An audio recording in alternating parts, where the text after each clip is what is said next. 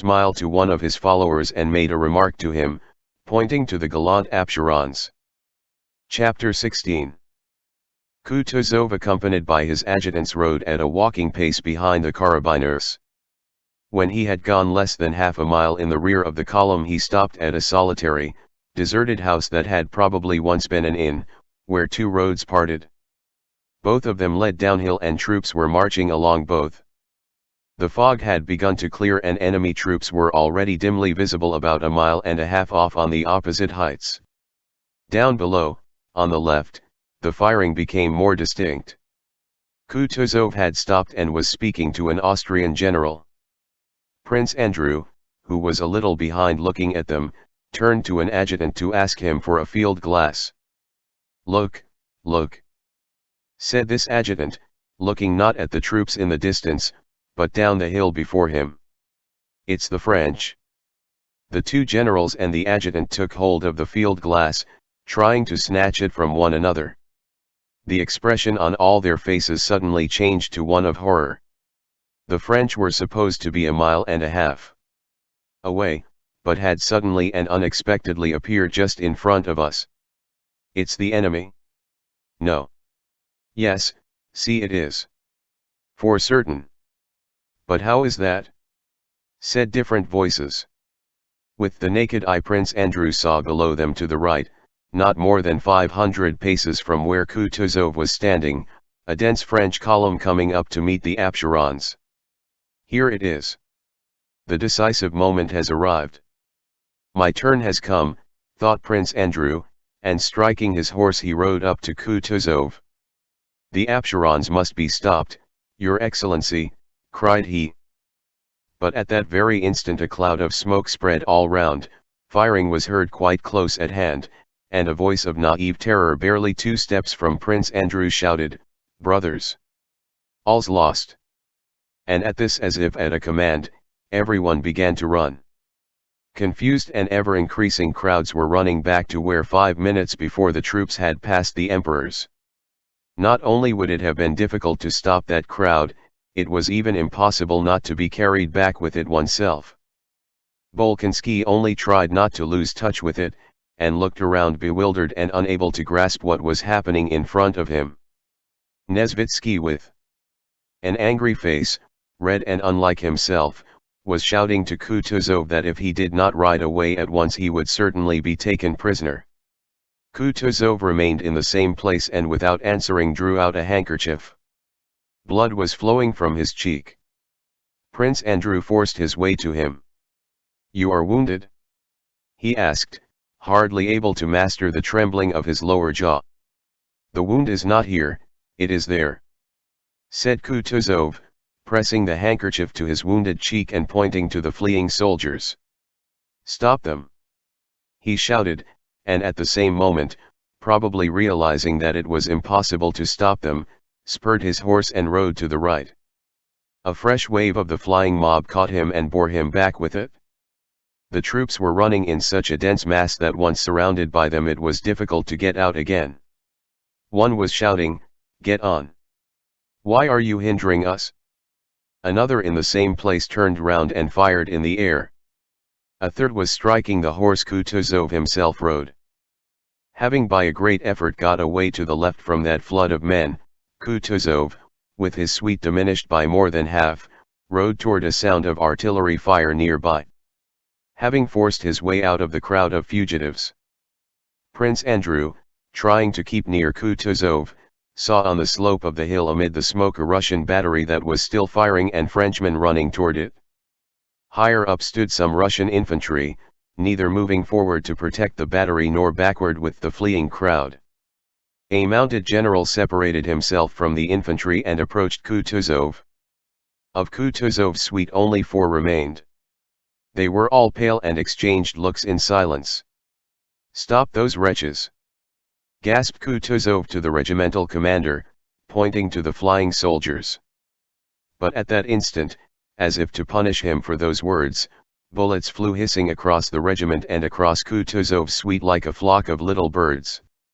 The French had attacked the battery and, seeing Kutuzov, were firing at him.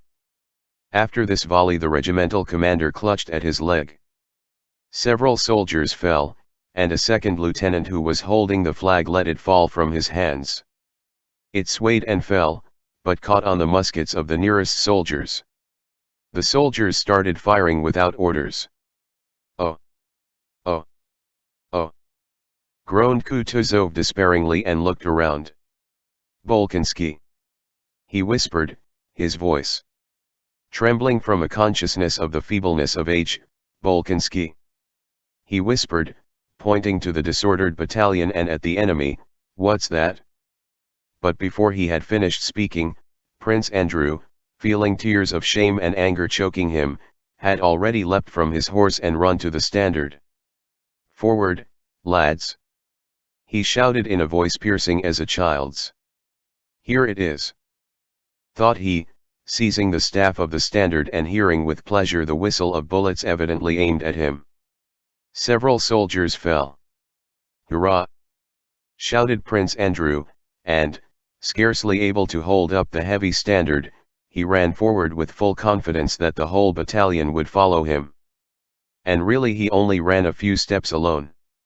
One soldier moved and then another, and soon the whole battalion ran forward shouting "Hurrah!" and overtook him. A sergeant of the battalion ran up and took the flag that was swaying from its weight in Prince Andrew's hands, but he was immediately killed. Prince Andrew again seized the standard and, dragging it by the staff, ran on with the battalion. In front he saw our artillerymen, some of whom were fighting, while others, having abandoned their guns, were running toward him. He also saw French infantry soldiers who were seizing the artillery horses and turning the guns round. Prince Andrew and the battalion were already within 20 paces of the cannon. He heard the whistle of bullets above him unceasingly, and to right and left of him soldiers continually groaned and dropped. But he did not look at them. He looked only at what was going on in front of him at the battery. He now saw clearly the figure of a red-haired gunner with his shako knocked awry, pulling one end of a mop while a French soldier tugged at the other. He could distinctly see the distraught yet angry expression on the faces of these two men, who evidently did not realize what they were doing. "What are they about?" thought Prince Andrew as he gazed at them. "Why doesn't the red-haired gunner run away as he is unarmed? Why doesn't the Frenchman stab him? He will not get away before the Frenchman remembers his bayonet and stabs him." And really another French soldier, trailing his musket, ran up to the struggling men, and the fate of the red-haired gunner, who had triumphantly secured the mop and still did not realize what awaited him, was about to be decided. But Prince Andrew did not see how it ended. It seemed to him as though one of the soldiers near him hit him on the head with the full swing of a bludgeon. It hurt a little, but the worst of it was that the pain distracted him and prevented his seeing what he had been looking at. "What's this? Am I falling?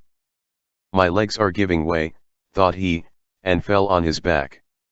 He opened his eyes, hoping to see how the struggle of the Frenchmen with the gunners ended, whether the red-haired gunner had been killed or not, and whether the cannon had been captured or saved. But he saw nothing. Above him there was now nothing but the sky, the lofty sky, not clear yet still immeasurably lofty, with grey clouds gliding slowly across it. How quiet, peaceful, and solemn. Not at all as I ran, thought Prince Andrew, not as we ran, shouting and fighting, not at all as the gunner and the Frenchman with frightened and angry faces struggled for the mop. How differently do those clouds glide across that lofty infinite sky. How was it I did not see that lofty sky before? And how happy I am to have found it at last. Yes. All is vanity, all falsehood, except that infinite sky. There is nothing, nothing, but that. But even it does not exist, there is nothing but quiet and peace. Thank God. Chapter 17. On our right flank, commanded by Bagration, at 9 o'clock the battle had not yet begun. Not wishing to agree to Dolgorukov's demand to commence the action, and wishing to avert responsibility from himself, Prince Bagration proposed to Dolgorukov to send to inquire of the commander-in-chief. Bagration knew that as the